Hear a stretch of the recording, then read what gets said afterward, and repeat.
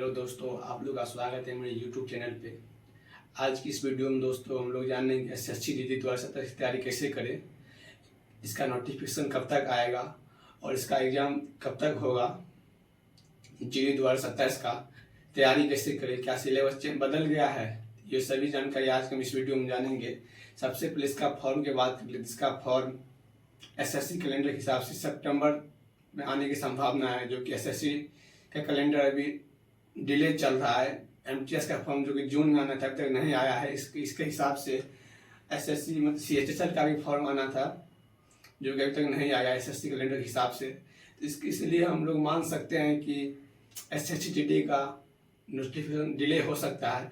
Delay होने में 1-2 month delay हो सकता है। सितंबर में आने के चांसेस अक्टूबर या नवंबर में देखने को मिल सकता है इसका फॉर्म। और इसके एग्ज़ाम की बात तो एग्ज़ाम जनवरी-फरवरी में है, जो कि एग्ज़ाम डेट भी डिले होने की संभावना है, तो वो बढ़ के मार्च टू अप्रैल हो सकता है।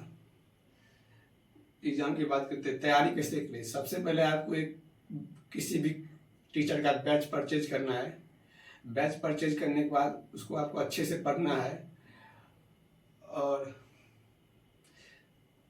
पढ़ने के साथ आपको प्रैक्टिस करना है। और अभी इसकी तैयारी के लिए आपको कम से कम जीडी 2027 को क्रैक करने के लिए आपको कम से कम 3 से 4 मंथ का समय लगेगा, जिसमें आप लोगों को कंप्लीट सिलेबस किसी भी टीचर का बैच परचेज करने से आपको उसका सिलेबस पहले कंप्लीट करना है, उसके बाद फिर प्रैक्टिस करना है, रिविजन करना है और मॉक लगाना है।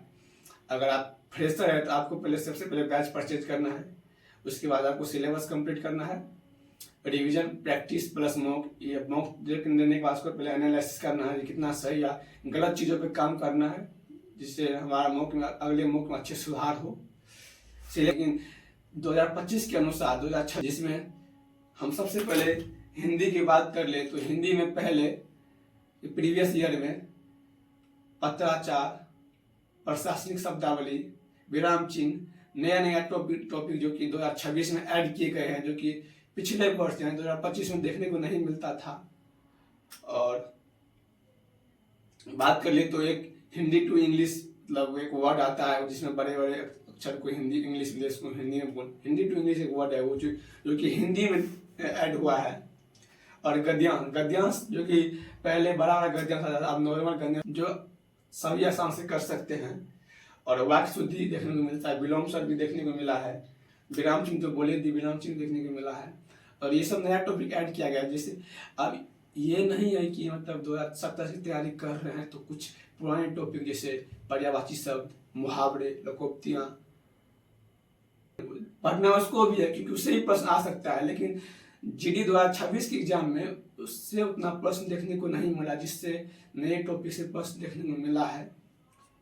तो आप लोगों को जीडी का मतलब आप लोगों को हिंदी को अच्छे से पढ़ना है, प्रीवियस टॉपिक भी पढ़ना है, न्यू टॉपिक जो ऐड हुआ उसको भी पढ़ना है।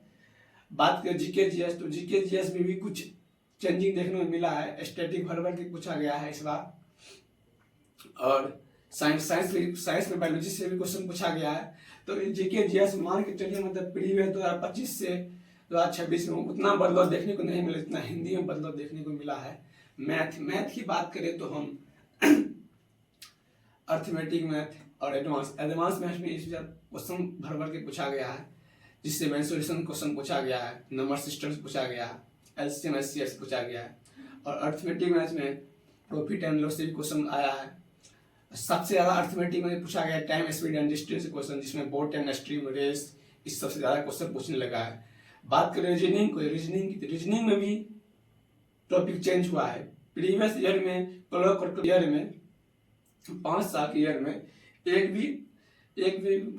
भी एग्जाम जीडी के एग्जाम में कॉलम कैलेंडर क्वेश्चन देखने को नहीं मिलता था, पर जीडी 2026 के एग्जाम में कॉलम कैलेंडर से भर के क्वेश्चन पूछा गया है। और इसमें सिटिंग अरेंजमेंट जो कि एक क्वेश्चन देखने को मिला है भर के रीजनिंग में, जीडी 2026 के रीजनिंग के एग्जाम में जीडी 2026 एग्जाम रीजनिंग के इस टॉपिक से क्वेश्चन देखने को मिला है। और रीजनिंग में बात करें तो फिलहाल सभी टॉपिक आपको पढ़ना है, लेकिन कॉलम कैलेंडर को छोड़ना नहीं, कॉलम कैलेंडर को भी पढ़ना है। तो उम्मीद करते हैं आप लोग को ये वीडियो बहुत अच्छा लगा होगा देखने के लिए। अगर ऐसे इन्फॉर्मेटिव वीडियो देखना चाहते हैं तो आप हमारे चैनल को सब्सक्राइब जरूर करें।